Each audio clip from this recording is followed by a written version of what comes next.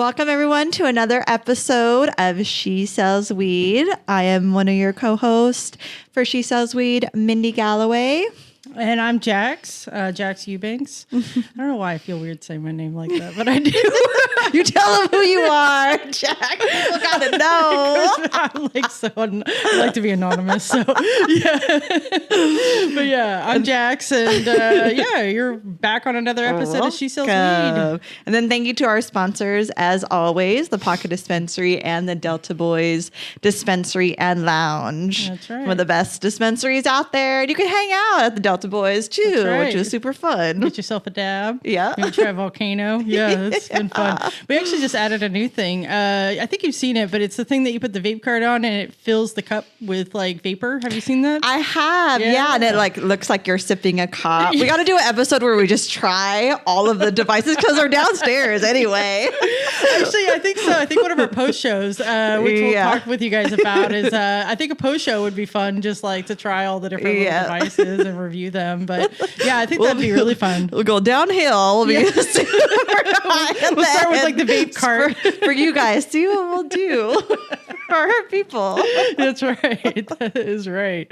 Yeah, no, it's been a lot of fun with the lounge. I love being able to share all that stuff because most people aren't going to spend that kind of money on a device, and it's so fun to like wow the customer when they get to come in the lounge that it's like, oh, there's options. I'm like, yes, anything you want to try. And the Volcano is like the old school vaporizer. Yep. I think there was one, I remember back in the day, it was a wood box. Yeah. And then it heated up and it had a hose and it vaporized the nugs. Yeah. And it was so clean. It tasted so good. And so that's another form of that. So if people, try different things also, like say if you do have something going on with your lungs and combustible flower is, you're also smoking flower or is a vaporizer like that, will take the actual nug and then just heat it up slightly to where it vaporizes the active ingredients, and then you don't get a lot of plant matter in your lungs too. So it really depends, but somebody might not even know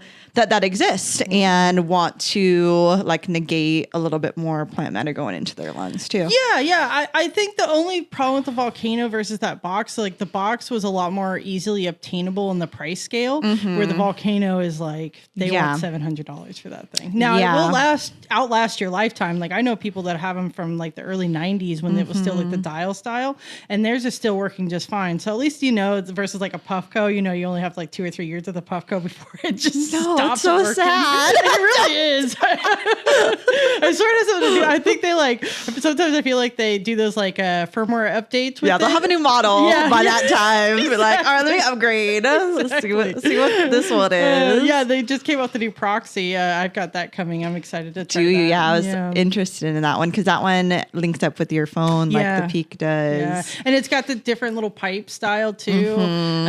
So yeah, I'm excited to try it. So we'll have to do that. Yeah, next time I come down here, I'll see it. Try it out. The Proxy's my favorite. I know a lot of people don't really care for it for one reason or the other, but I like it because it's like there's no water involved. And ever since I read that report that they did, like it's probably like 10 years ago now, where they were talking about testing like bong water and dab water and all the things that were in it, it just grossed me out. And I was just like, I don't want water anymore. Like, and then when the Proxy came out, I was like, okay, this solves my problem. Honestly, I was always so jealous of the people that were meticulous about their bongs. Literally every time they use it, they would dump it out and clean it. I could not, I would love to, but that's just not the way. And that does make sense because I'm like, I don't clean my I've been to people's parties and like they're like, oh, here, hit this bong. And I look at it, I'm like, no, I'm sorry. Like, I'll use a can over that. Like, who knows where that water's been? Yeah. No, I do like the Proxy because like they even made the dry tops for the Puffco because you get more flavor too if it's dry. But just use the Proxy. It's a dry device. Exactly. So that works really well. I also find out with my Proxy like that if there's like a little hole where it comes, the vapor comes out, and I make sure to point that towards like I want to call it spigot, but that's not the right word. But it like where it comes out, I always turn it towards that, so it's like a direct inhale of like the vapors instead of it hitting the front hitting wall. The glass or something like that. Exactly. Yep. No, I like the way the dry tastes. I think that's why so many people like the pivot. Just the pivot's a little cheaper. I don't like the pivot. I don't like hate it the either. pivot. It tastes burnt. Yeah. It's like it'd be okay if I was using different kinds of concentrates. Like if it was like live resin or something like that. I think that it would be a really good device for that. But for rosin, it just heats it up to a point where it's a little bit too much, and then you take the flavor out, and then it's like, what's the point of buying rosin? Yeah. Especially our rosin, because like it can get expensive. You know, if you're spending like $50 to $100 a gram, like you want the full experience. Like I'm not getting the full experience of it. Honestly, so like I tried it and I like sent it back. I was like, hey, this doesn't taste good. Just to, I don't know, like I've never had one. And then they're like, oh, that's fine. They replaced it and it's still the same. So I'm like, okay, that's just the way that it is. Yeah. No, I'm with you. Like it's got to taste right. I used to really hate the bowls that they make it out of. What is it? Ceramic. Yeah. They've gotten better at the ceramic, but back in the day, ceramic was terrible. It always had like this weird taste to it that just, it felt like the bowl was like absorbing all the terps before you got to it, and I didn't. Yeah, it would soak in, and then you would have to replace it all the time. Because it's like, okay, here's your 1 month of use. So then you're like, oh, I gotta get it. Yeah, exactly. That's funny. But yeah, no. So how have you been, Mindy? How are things going? How is life for you? Yeah, life's been good. Good. Planning a lot, doing a little bit more like government relations. We've been meeting with city council members, different things of that nature, and it really does make a difference. So we linked up with a political organization in Sacramento called the Metro Chamber of Commerce, and since we've done that, they've been able to get all these meetings with people, because it's kind of a push from a different group that has also other stuff going on. So they're not going to ignore those people. They're going to be like, yep, we're going to get you on the books. And so it's been great being able to talk to the different people before the meetings happen, and then kind of tell them what, our experience is. And there was, so much good that came out of some of those meetings, a lot of forward momentum. And then there's a event happening in Sacramento also for 4/18. It's like an event at Cal Expo. Oh, okay. So we'll have a booth over there, and I'm trying to kind of get a good hold of what that's going to be, but that's going to be fun. And then it's obviously we're 4/18. Oh, okay. So it's a Saturday, 4/20 essentially, but the Saturday. Is 4/20 on a Monday this year?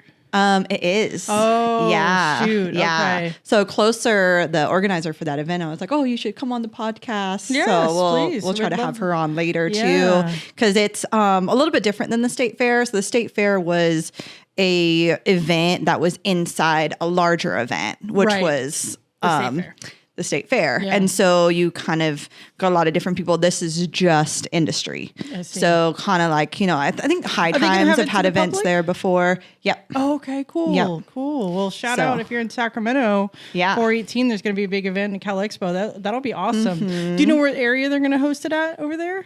Is it going to be like I'm not sure. So I'll find out. I'm going to find out more information. It just, you have to plan some of these things so early, and you don't want to get left by the wayside.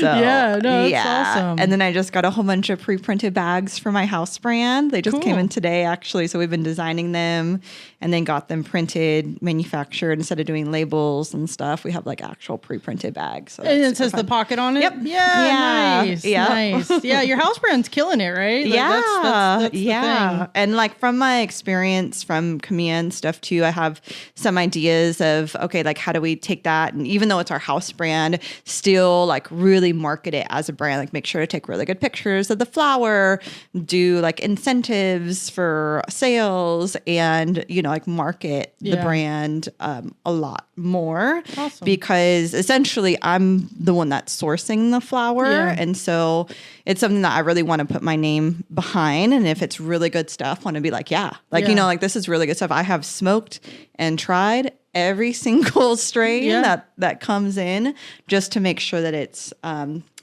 really tasty and really good. It's super important. Yeah, I think that the smoke alone, we've all seen the pretty flower that just doesn't smoke well. Yeah. So that's really important. Yeah, it is really wild that until you smoke it, you really have no idea how it's going to be. Because it could be super harsh also. Oh, yeah. So that's one thing too. It's like, I evaluate kind of on harshness, on flavor, on smell, on look. And so you get all of those different ones across the board. That's awesome. Did you find anything really cool recently? I had remember Lindsay from Native Humboldt Farms. I've had her flower in my house brand before, and I really liked that. That one went very quick, so I'm gonna reach out to her again and see if we can get anything. And then I'd worked with Powerhouse on some of their indoor flowers. I have like a sun-grown line, an indoor line. Nice. And their flowers are sort of the Blue Floria came from. we always talk about the Blue Floria. So we'll see, but I'm open. I'm always looking and I'm always searching. And there's a lot of really good cultivators too that don't even have brands. I just do bulk. Yeah. And unless you kind of like know and you find them. So I'll be kind of hunting a little bit more. So if anybody has some recommendations, like what's your favorite flower? Yeah, I'll go check it out in Sacramento. Yeah. We'll see what's good. And speaking of that, we're actually going to start a Patreon so that everybody can get a little bit more connected to us. So we'll have a community board on there. So if you join the Patreon, you can send us some recommendations directly to us. Yeah, I'm excited about the Patreon. I really like the idea of SheSellsWeed being very interactive with you guys and us building more of a community. And so we'll pivot a little bit. We'll explain a little bit more at the end of the show too what we're doing. Yeah. But that's going to be super fun. So make sure you look out for our Patreon when it comes in. Please do, please. Yes. So I guess today's topic, we wanted to talk about stress and how we can deal with that, because I think there's as we've talked about earlier, there's just so much stress going on with everybody that we wanted to share our insights on how you can better deal with that, and some tips and tricks on how to regulate it. And you've been kind of working on that yourself a lot. And what are some things you've been finding that have been really helpful with stress? Yeah, so I have gone way different periods. I think just being a business owner in general, you end up going through situations where you have intense amounts of stress, like so much so that I wouldn't even wish it on my worst enemy like that bad. Like I feel like I'm like in the battle. I got to grab my sword. I'm like, okay, I got to battle these demons and whatever it is. Yeah. And so finding ways to de-stress myself is very important to me. So it's been something that I've been working on really, really actively, and especially since I closed down the manufacturing and I've been more with myself. And then you have to kind of like, okay, I've been so distracted for so long. Now I have to sit with myself, kind of like deal with whatever my own shit and whatnot.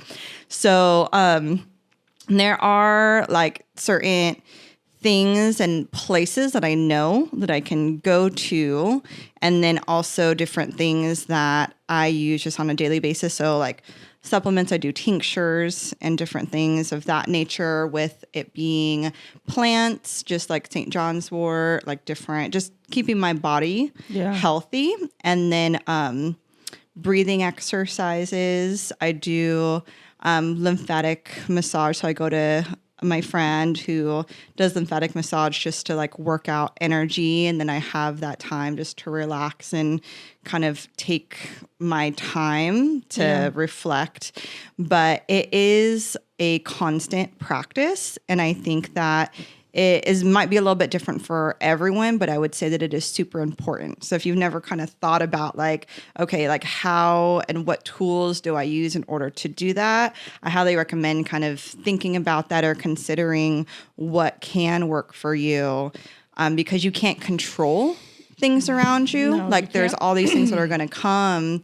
And even with, like what is going on, some of the things that are showing up on our feeds and showing up in the world, and our country may potentially be divided and all of these things, none of that is in our control. Correct. Like we cannot, we can know what our values and our opinions and you know, things that we do are, but we can't control anything that's around us.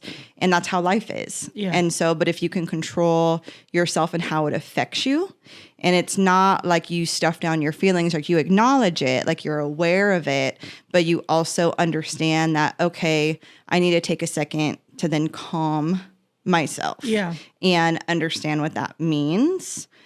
Do you have any tools and practices that you use? I mean, I was just going to piggyback off what you said about taking that time. I think so many times we get, you know, in stressful with work and home life and just social media and just everything going on in the world, that I'm a big believer in taking the time to stop and realizing that, like, sometimes it's okay to put things for tomorrow, because if you don't do that, like, you're going to run yourself into a place where you're going to cause more harm to your body and to yourself than if you would have just taken 12 hours in one day to just relax. And I think a lot of the relaxing is like, so many people are like, oh, relaxing is laying on TV and watching and doom scrolling and, like, you know, or partying. And for me, none of that stuff really works. For me, it's like being able to shut it all off. And I tend to be a little hyperactive type person. So I have a hard time laying down and just relaxing.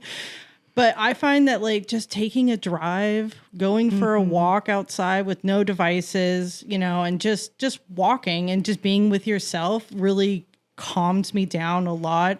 I'm also a big believer in hot baths. If you have a bathtub at home, like, you know, get the Epsom salt out and just soak until you feel yourself sweating, you know, and, like, have that water with you. And like I said, just being, like, in a place of, like, just calming yourself, I think, is really important, but mostly the walking. I mean, I've read so much about anxiety and stress because I went through a lot of kind of messed up stuff when I was a kid, and it carried over into my adulthood, and it got to a really hard place at one point where I literally had a therapist just tell me, like, you have to, like, start doing the physical work to get it out. Like, all the writing, all the thinking about it, all of it, it's not going to get it out of your body. So you have to do something physical to get it out of your body. And so that's where I started doing the walking. So, you know, this past week I had a really stressful week, and the only thing I could do was just go for a walk. So we went for a 2-mile walk, and, like, the feeling I felt like after that was just the sense of relief. Like, I felt like I could go back to what I was doing. But also, like, sometimes just taking a break to sleep. I think all of us are going, especially people in business, like, we're just constantly on a go. Like, we never have time to just stop and just sleep. So, like, sometimes just getting some good sleep. Like, I took off work early on Saturday and I went home and went to bed and didn't get up until 11. I woke up the next day feeling great. I was like, good. I just needed some sleep. You know? We can also normalize naps. Like, naps are good. That's a cool thing. It is. Know? Even if it's like a 4-hour nap, you know, sometimes that's what you need. Like, sleep is such an important part. And, you know, cannabis can really help with that. I think it's just not overdoing it. You know, I think with cannabis, so many people are like, oh, you need this, like, high dose thing. And it's like, you really don't. Like, you can get benefit from cannabis from 2 milligrams, you know, that can help your body just center itself. So for me, it's getting out there and walking and being around nature. That's how I feel recharged, is just seeing the world in itself, right? Outside of the human experience, just being a part of, like, the world itself is what makes me the most peaceful. Yeah. When you're out in nature, it's like you're way small, like this whole thing, or that's how I feel like anytime I see the ocean. I'm like, oh, this thing is huge. And it can just take me. It could, without, like, not even a second thought. Totally. And it's so powerful. And I'm like, I am humbled. Like, I am just this tiny, tiny thing, you know, on this big earth. And I think as humans, we're really conditioned, or just, you know, kind of absorbed, to be like, oh, like, we're it, you know, like, because you've got, like, the earth, right, and, like, nature and all that, and then you have the human existence, which is, like, two different worlds, you know, that coexist together. But I think at the core of it, you know, we are a part of that, and it's like we live inside of houses, and we're all connected to the internet, and it's like you can be so absorbed into the human experience that you forget, like, the earthly connection and experience. And then that connection. So, you know, like, the thing that I think always amazes people when they are first learning about cannabis is, like, the fact that we have an endocannabinoid system and the plants have a phytocannabinoid system. And it's like, it's the same structure. It's the same system, and how connected we are physically definitely to plants and how they affect us, and even learning about food and how you eat, which can be also something that can affect your nervous system, your body, different things of that nature. But literally everything that you're intaking in your body does have an effect on how you feel, on how like healthy, or what if you eat bad things, it can cause blockages, all these kinds of stuff. So it really does matter more than we really pay attention to. Because I can say that all day also, but it's like sometimes we're all guilty you're not thinking about it. Totally. No, I got a diagnosis like 5 or 6 years ago for endometriosis. Hopefully I'm saying that correctly. And it never really affected me when I was younger, but it started to affect me a lot more that I've gotten older. And it really comes down to like a diet thing. Like I have to eat anti-inflammatory stuff, which is really hard because like when I get stressed out, like I just want carbohydrates. Like I just want to eat potato chips and candy and just junk food because it gives you like this like instant, it makes you feel good, right? But it like has like this counter effect that then later you feel like crap, and you're like, I should have just eaten like a protein shake or a steak or something, So it's like, your diet plays such a role in like how you feel, and it's okay to eat crap food every once in a while. But I think that when we get stressed out, we tend to reach for those unhealthy options when really the best thing we can do is to reach for the whole foods, and not the processed, easy grab stuff. But I think that, if people are dealing with a lot of stress, also just turn your phone off. Like you'd be amazed by when you shut off the social media stuff, like how much calmer you feel and how much better you feel. And I also think like, because I work with customers every day, people every day, like it's not as tense in the world when you're actually seeing people. When you're just interacting with people, it's so much more intense on there than it is in like real life. It's like that amplifies everything so much more. So it's like sometimes turning off the phone, getting connected, eating well, like you will feel yourself get so much better. I think that's why you see so many athletes. Like athletes are a good representation, I think, of people that deal with a lot of stress and how like they just stick to their eating programs because they know that if they veer from that, then it's gonna add more stress to their lives.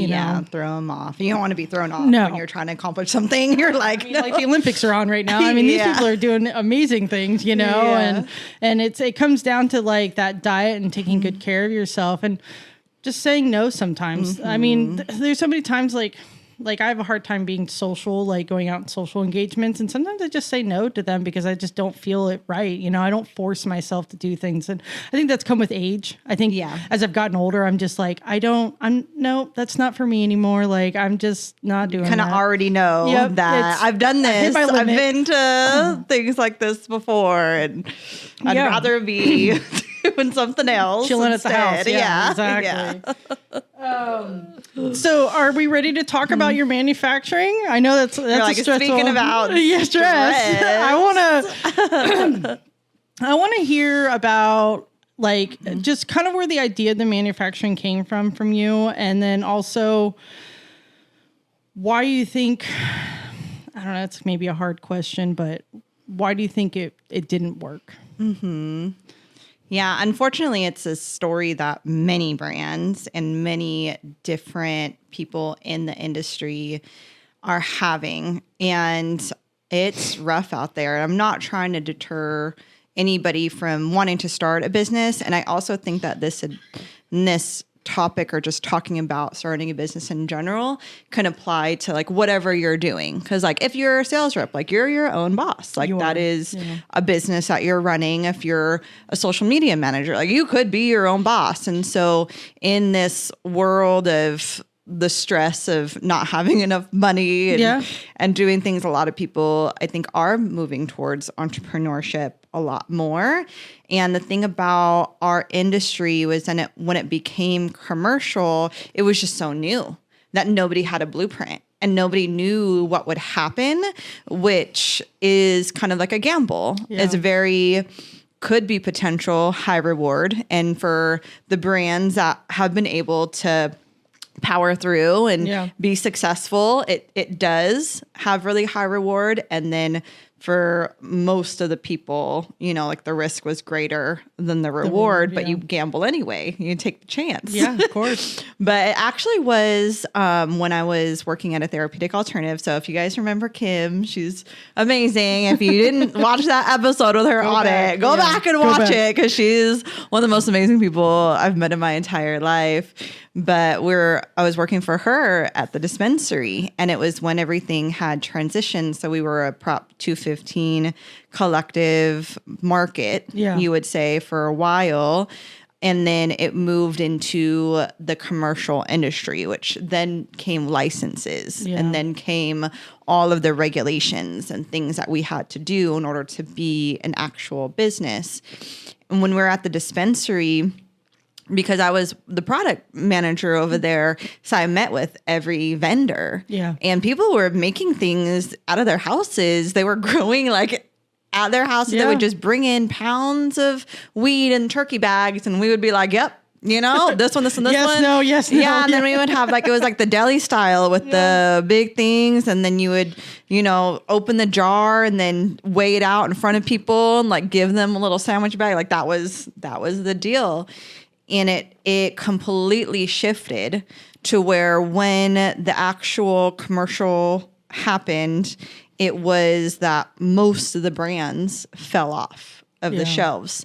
And Kim was understanding of this because she was behind the scenes, like, so she gave a lot of tours to different legislatures and senators and Congress people because she wanted to reduce the stigma and be like, dispensaries aren't a scary thing. They're not. You know, this is what's happening. And so she kept a really watchful eye on what was going on. And so she would be meeting with all these people too behind the scenes and be like, hey, these are the things that you're going to need to do in order to have a license. And they're just like, what the hell? Like, there's no way that I'd be able to do that. And so we've seen about 80% of the products drop off the shelf. And these are people that we knew, like, you know, that we felt for. And so we were like, we're going to make it our mission to open this place where all of these manufacturers can go and then redo their brands. It'd be more of a collective space. And it took a lot longer and then a lot more money than we thought. And I think that's why it took a long time also, because it was wild. I, you know, had my first like entrepreneurship adventure, and I was the CEO of the company, and she was my business partner, and we did all the budgets, and, you know, we're very smart ladies. And so we're trying to do everything right. We're like, in order to open this place the way that we really wanted to, it's going to take $3.5 million. I had never even like imagined. Right. And there are things going on where, you know, a lot of other places were raising that kind of money. Like there was a lot of money coming in. There was a lot of money coming in. And even the facility, like Natura was like $100 million. I'm like, what the hell? Like these other places, it was around that range that you needed. And so we were like, okay, had never raised money before, you know, got investment consultant, advisor, did a pitch deck. We pitched to ArcView, which was like the cannabis Shark Tank, essentially. Yeah, talking about that. Yeah, we pitched to angel investors. We pitched to anybody. I went to this conference. It was a really cool conference, actually. It's called Females to the Front. And it was like mixture of women entrepreneurs and investors, and then we did like a pitch competition there, but we literally went everywhere. And it was the craziest thing I'd ever seen, because it was a lot of people from the banking industry essentially, or other industries, kind of coming into cannabis, because those were the people with the money. And they were not really understanding of our industry. And so we would tell them our idea, and then they'd be like, oh, nope, switch this and this and this and this. And it was this constant cycle of like, okay, we're changing this up all the time, to where we kind of had to really understand what we were doing and solidify the vision. So we're like, okay, like this is what we're doing. This is what it's all based around. Like one guy was like, yeah, nobody's going to invest in an incubator, just get a whole bunch of machines and make distillate. Like he was just like, scrap your whole thing and make distillate. We're like, sir, no, thank you. Yeah. Like, that's not what we're planning to do. That's not what we're here for. That's not what we're here for. And also I think, you know, and I don't want to be like, oh, they didn't give us money because we were women, but we were an all-woman team. And statistically, women get less than 1% of venture capital funding. And it's just the nature of how people, even though you want to say like people don't judge other people, it's familiarity. Yeah. You know, and like they came from a whole different industry, don't know us, and we're like, these females are just like, yeah, we've been smoking weed and like doing this thing for a long time. Just give us some money. We'll give us the money. Yeah. And they did it. Like, no. And it was funny because they ended up funding like a lot of other people who are very similar to them, right? Yeah. Like came from other industries, and they were like, oh yeah, I've done this and this and this in the manufacturing world, and given them way more money than we ever could even like touch. And their businesses closed within like a year, you know, a year or so. I mean, just kind of how it's just how it went. And so anyways, we asked for 3.5 million. We got 200,000. Oh shit! That's like nothing. That's just nothing. That's like nothing. Here's a $2 coupon. Yeah. And so it was very step by step. And so we're like climbing in order to like, okay, well, because here's what happened. You would go pitch to somebody and they're like, well, this is just an idea. We want to see something tangible. So we're like, all right, well, we'll just go get a license then. And then once we have the license, like the money will come. And once we did have the license, like more money did come because it was something a little bit more tangible. Were you ever able to raise but only a third, only a third of what we really needed. Okay. Or less than that, you know, like we were able to raise another couple 100,000 from investors. And then that was it. But taking something that's that big of an idea and then having to do it with way less money than you originally anticipated, I think is the number one downfall of like what we did. Because I do have, you know, the dispensary, which same concept, right? You have the laid out plan, you have your business plan, you have your budget, like this is what we're going to do. This is how much our startup costs are going to be. And we were able to get all the money that we needed for the startup to where it just plugged and played. And so the whole plan that we had, actually we got to implement it the way that it needed to be implemented. And then it became really successful. So I kind of looked and I analyzed in my own way, like what worked here and like what didn't work. And I can really consider that being one of the number one factors.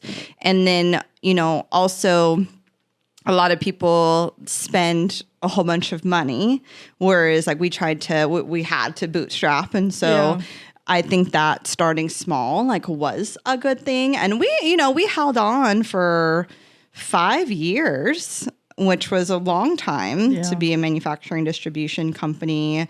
But there was just so many just like regulatory fees and all of these things where to be a small business in a commercial industry is very detrimental to the success of the business. And, retail is very localized. So it's like, you're here and it's a store, people go into it. It's a very simple kind of process. Right. Whereas manufacturing, distribution, and brand, you can take it as far as you want. So it's statewide, first of all. So you have to figure out some way to get your things. Well, and it's business to business sales. And it's business to business, which different. Is super different. And then you could take your brand into different states. You could take it worldwide, like however, and I think like that's the goal for a lot of people when they get into this and they do it is to build that. And it takes a lot of marketing money to build a brand also. I think that's the part where it's like the cost to just build the facility and like get all the product and get all of it is such a high cost. And then there's this marketing cost that really, you don't realize how much you're going to actually need to have when it comes to having a brand. Because like, I see it all the time. It's like, when little brands come in here, it's like, well, how are you going to help me sell this product? And it's like, well, they don't have, this extra $100,000 to do marketing on it. And it's like, well, then I don't know how well I'm going to be able to sell your product, because if the only marketing we're doing is right here in the store, that makes it also really hard, So it's like, I could see being a smaller manufacturer, like it's like you need an unlimited credit card at that point, And that's why we did pivot to flower, because sometimes flower can sell itself depending on how it's displayed. And if people are just kind of looking at it, smelling it, they're like, okay, like I want that one, versus a vape cartridge or an edible, which is a little bit more of a saturated market too. So you have to be really intentional about, okay, like how are you doing it? What are you doing? A lot of stores, we do COD for everything that we buy at the store, but you have to account for people doing terms. And so if you have all of this product that's out on terms, and then you have a reorder from somebody else, how are you going to get more product in order to fulfill that? And then the time that it takes in order to get a product from, okay, I'm going to buy this pound of nugs and then package it up and then test it and do all the stuff necessary. It does take a long time to do. 4 weeks almost, yeah. So there's, just a lot of overhead that you need. And I do think that it's possible. And maybe if we did have 3.5 million, we would have been able to do something with it and really make it happen. But that just wasn't there possible. Yeah. So you really feel like it was just like the money, the constant demand of money is what really kind of made it hard to be successful. That in the market. So when we first started, because we were like one of the 2019, like when licenses first came out, we were writing the application. Like it was in. And back then it was like pounds of sun grown were like $1,000, indoor was like what, 24, 25, and then 3,000 if it was really, really good or like high end. And it has the price of flower has dropped significantly. So your margins just keep getting lower and lower and lower to where you would have to focus on like, okay, well, I got to sell 1 million of these in order to make my money. Like so I think it was a big combination of the two. And that's why I think being intentional with the brand is so important. And if you are able to like really put money into that and then be able to get that higher price for your product instead of having to lower it and lower it and lower it to where you're not really making anything off of it. It was just, a thing that I think a lot of people are still going through currently. Yeah, I agree. It's definitely a lot. I mean, I don't know. Is there anything that you would have advice for somebody trying to get into manufacturing or starting a brand that they should know? Yeah, I mean, I start and right now I'm like I have a lot of other friends that have businesses and stuff, and so they've been asking me for help here and there. But the most important thing that I've seen is to create a really good like pro forma budget, because the numbers have to make sense or else you're not going to be profitable. And that's how you find out this is how much money I actually need in order to do something.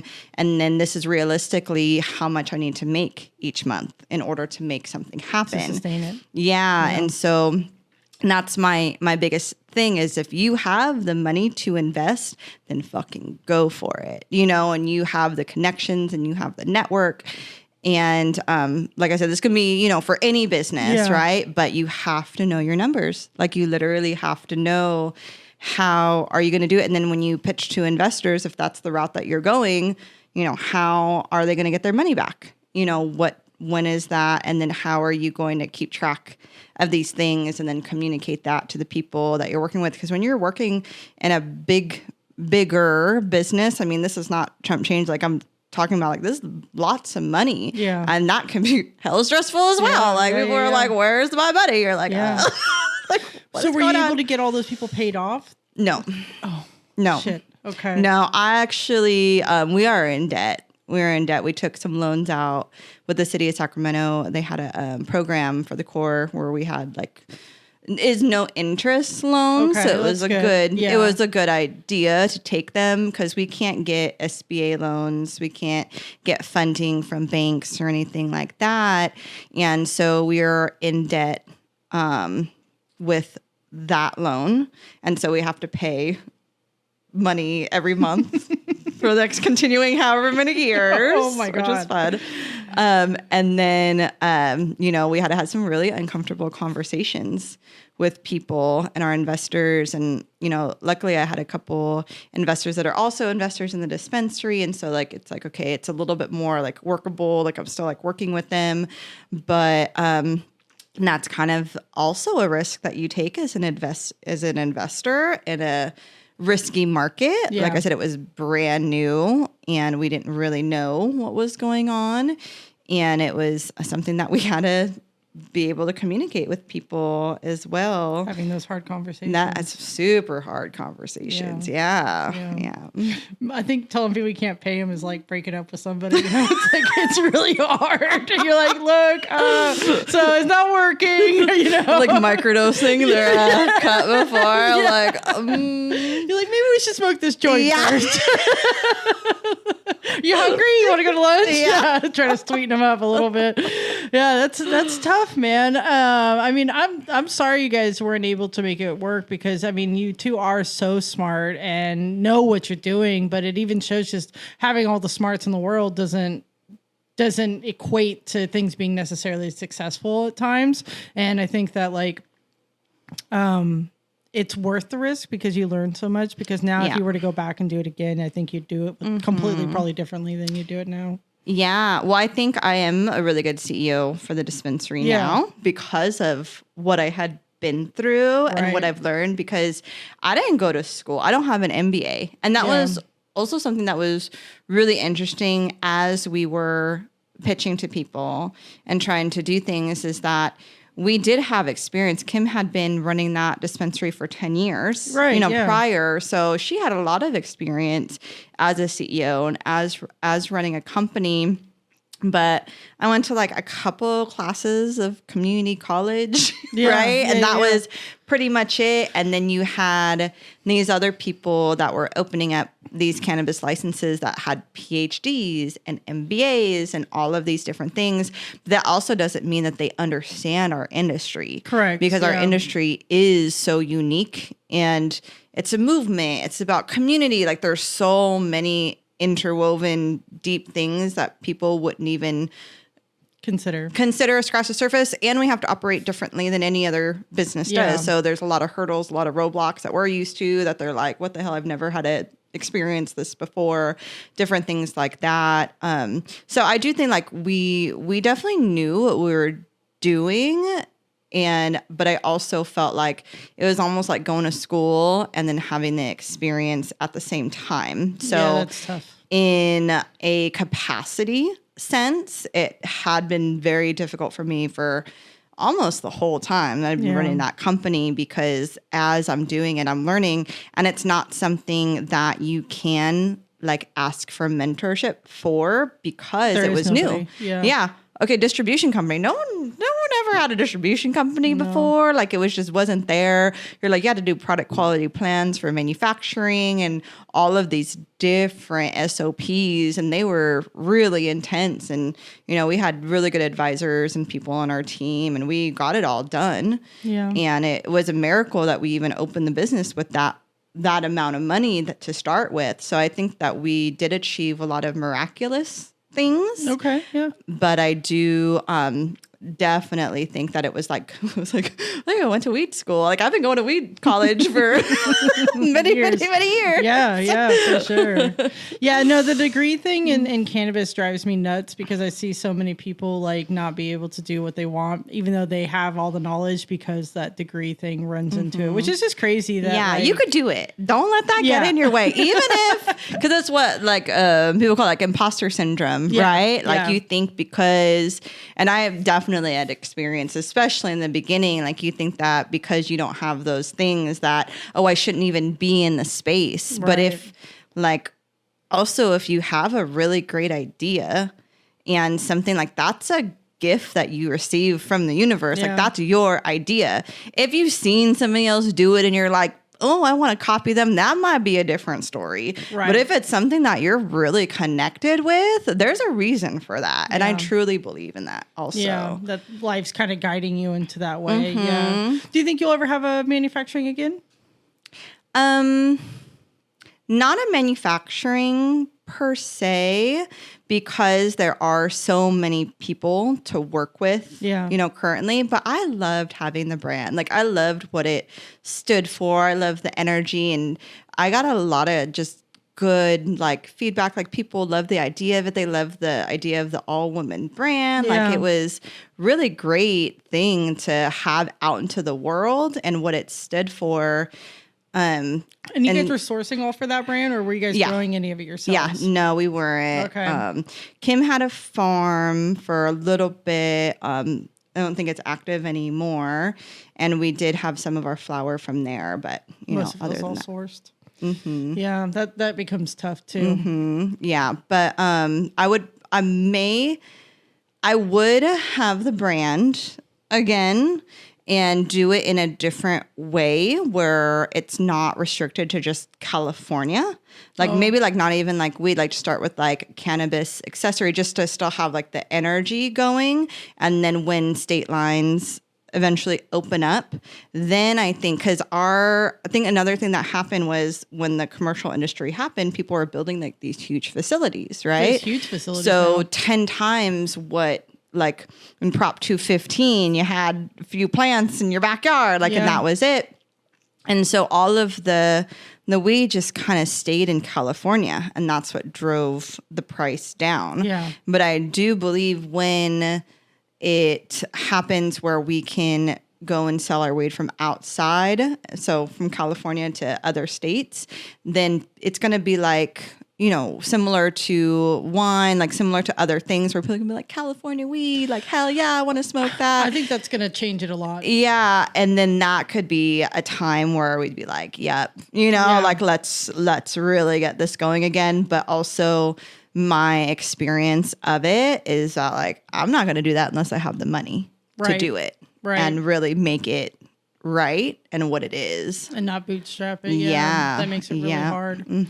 I can't wait for that to open up, because I think that you're going to see a lot of grows in other states that are having to grow because of the way the law is, like, are just going to shut down because everybody wants California weed. It's like, and we just have the climate for it, and seeing California be able to distribute outwards is going to be great, because during that Prop 215 time, like, a lot of the weed did stay in the state, but a lot of it went out, and now that you have all these licensed farms, like it's literally like a huge balloon with this tiny little hole. And it's like, I wonder how much weed's being wasted, how much is just not even making it into anything, because it's like, well, it's gotten too old, and what are we going to do with it? So it just goes into the compost bin, you know, because. And it is a major problem of it that it's such a like, expiring product, and it does not take that long for something to even be in a jar, in a bag, and be at the store, and then all of a sudden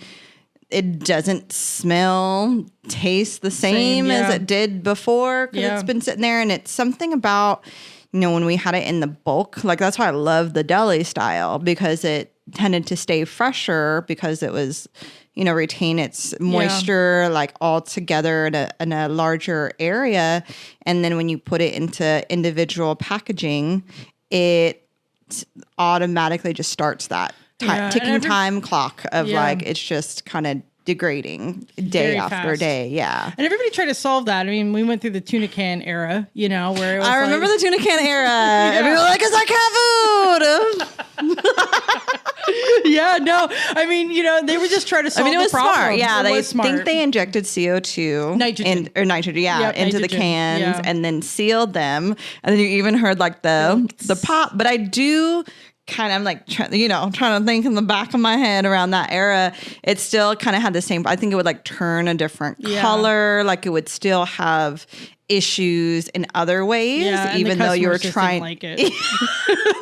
I mean, like it could have got a little bit like, you know, we could have worked on the presentation of if it actually worked, right? Like if this nitrogen actually preserved something, like we would have reshaped it. Like we would have I think the only way to really preserve it is keeping it cold, but like you can't keep it too cold. It's got to have like the right humidity, and like I have seen people preserve it, you know, but obviously that's why all the ancient cultures made it into hash, because that's the only thing you can preserve.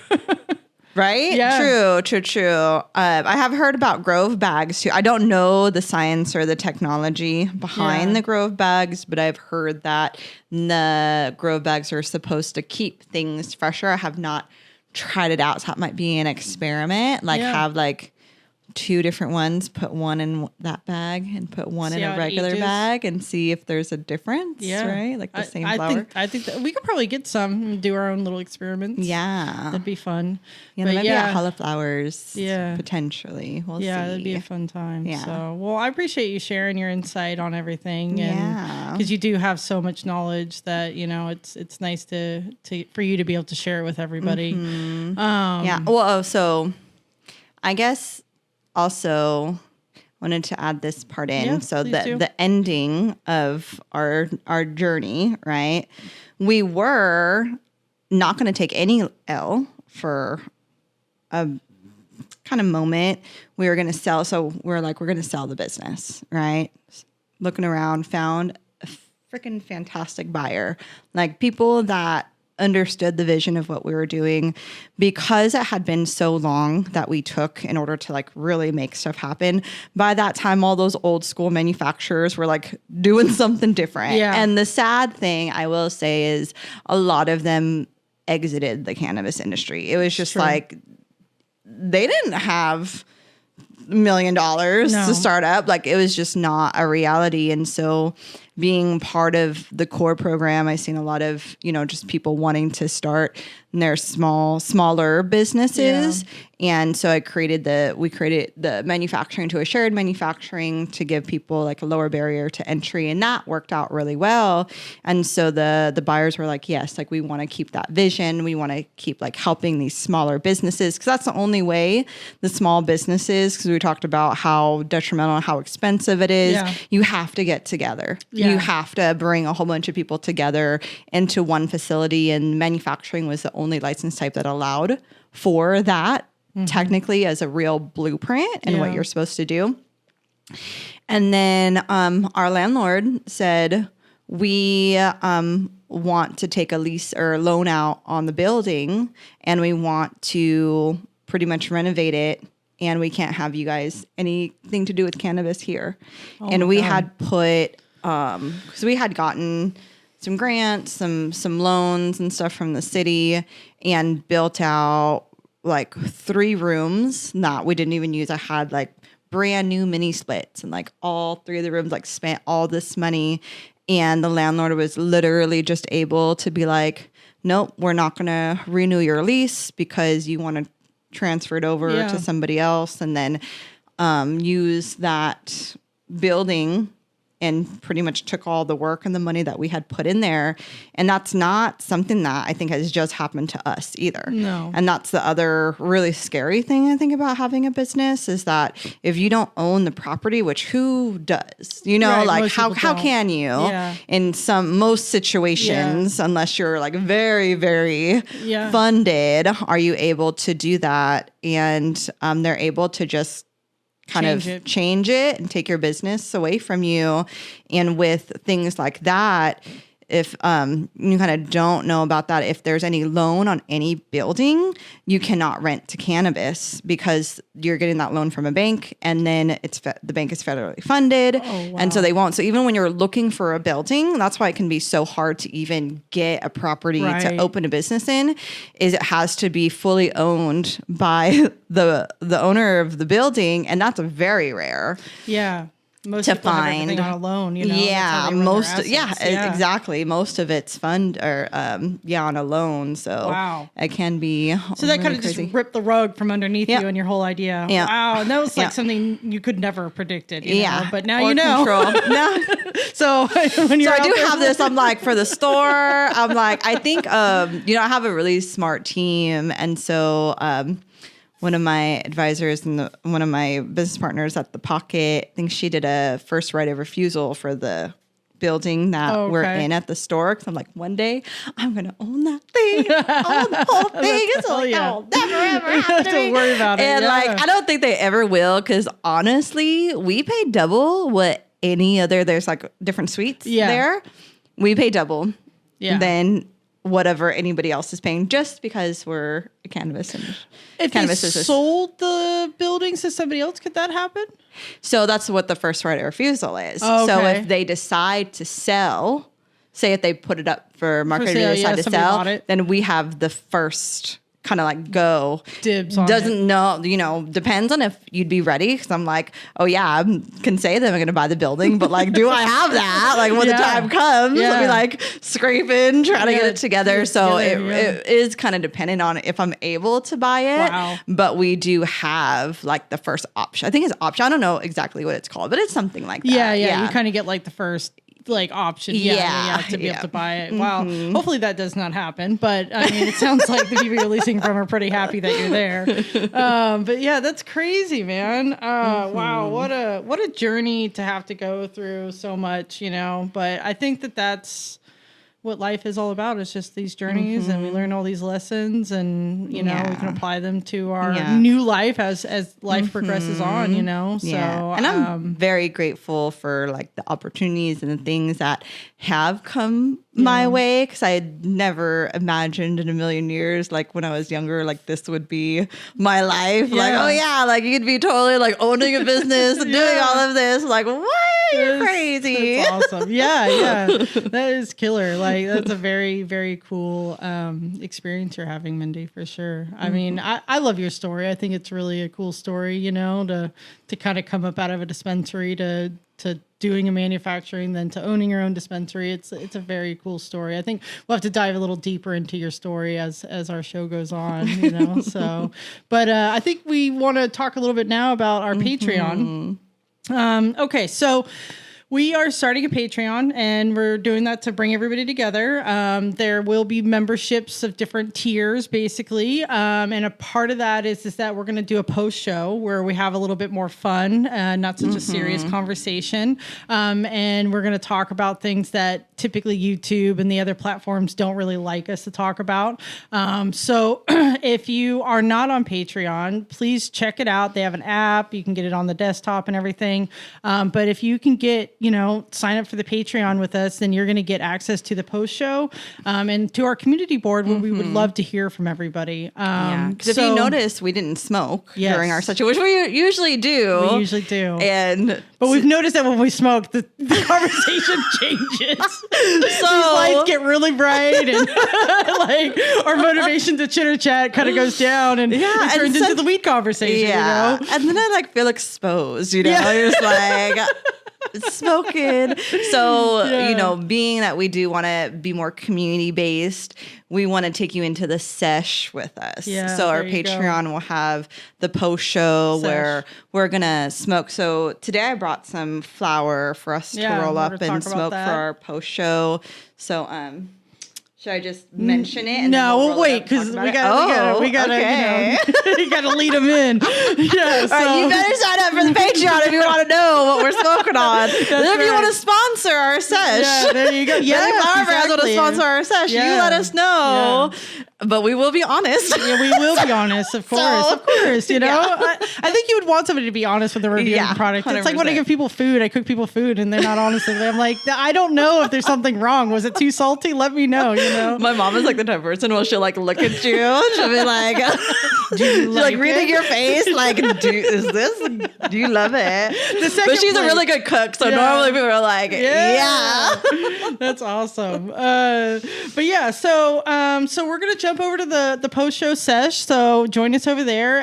If you're not going to join us over there, thank you so much for listening to this episode and thanks for tuning in with us. Of course. So thank you, Mindy, for sharing your story. Yeah, thanks, Jax. And we'll get into your story, your background too. Eventually. I think it's good. Like we will definitely have more guests, but I do think it's really good for us as the host to kind of share what we've been through in the industry also, and then really kind of create that engagement. You know us, and then we really want you to ask us questions. Like that's another thing that we're considering we want to do for the Patreon is Q&As, different things of that nature. So if like we're streaming. Yeah, if we're talking about something and it like sparks your interest, you're like, damn, I really want to know. Yeah. I wish they would have said something about that. Like let us know, because we would love to be able to answer that for you. For sure.